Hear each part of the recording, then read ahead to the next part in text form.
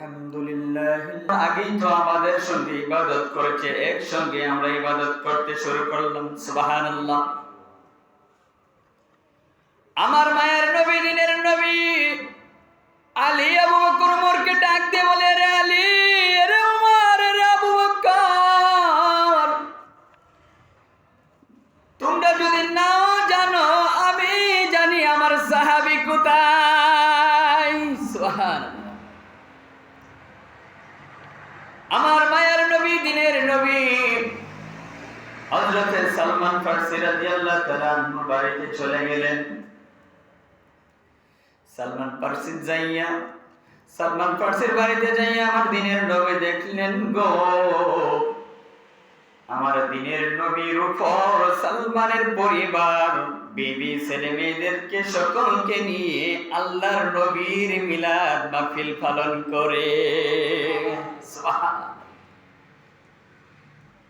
আমার দিনের নবী সালমানের মিলাদ পড়া দেখে আমার দিনের নবী খুশি হয়ে গেলেন।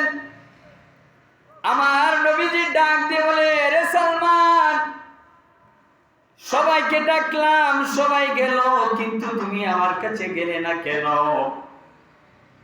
আল্লাহর নবীর সাহাবী হযরত সালমান রাদিয়াল্লাহু তাআলা আনহু নবীজিকে ডাক দিয়ে বলেন, নবী গো, আপনার ডাকের ইশারায় সবাই চলে গেল, সবাই কিছু না কিছু উপহার নিয়ে চলে গেল, কিন্তু আমি একজন এমন গরিব সাহাবী, আপনার দরবারে কিছু নিয়ে যাওয়ার মতো আমার তৌফিক হলো না। নবী গো, আপনার বাড়িতে যেহেতু যাইতে পারলাম না, আমার বাড়িতে আসিয়া আমার পরিবারের বিবি, ছেলে মেয়েদেরকে নিয়ে আপনি নবীর উপরে মিলাদ শরীফ পড়তে শুরু করলাম। সুবহানাল্লাহ। আমার দিনের নবী ডাক দিয়ে বলে, রে সালমান, আমার বাড়িতে যাওয়ার জন্য তোমার কোনো কিছু নিতে হবে না, তুমি একটু মাটির টুকরা সংগ্রহ করো। হযরত সালমান ফারসি একটু মাটির টুকরা নিয়ে আসলেন। দিনের নবী মাটির টুকরাটাকে হাতের মধ্যে নিলেন।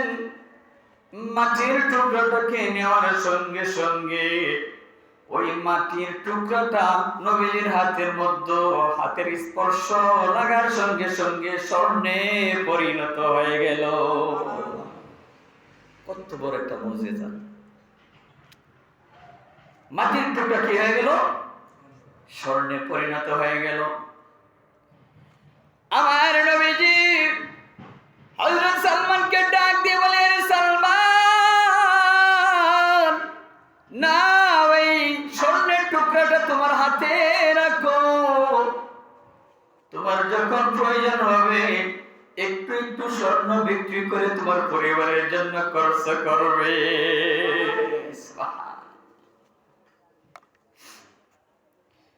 ভালো লাগার জায়গা মদিনা, ভালোবাসার জায়গা মদিনা, ভালো লাগার জায়গা মদিনা, ভালোবাসার জায়গা মদিনা, এত সুন্দর জায়গা কোথাও পাবে না, এত সুন্দর জায়গা কোথাও পাবে না, সাজিয়েছেন দয়াল রব্বানা,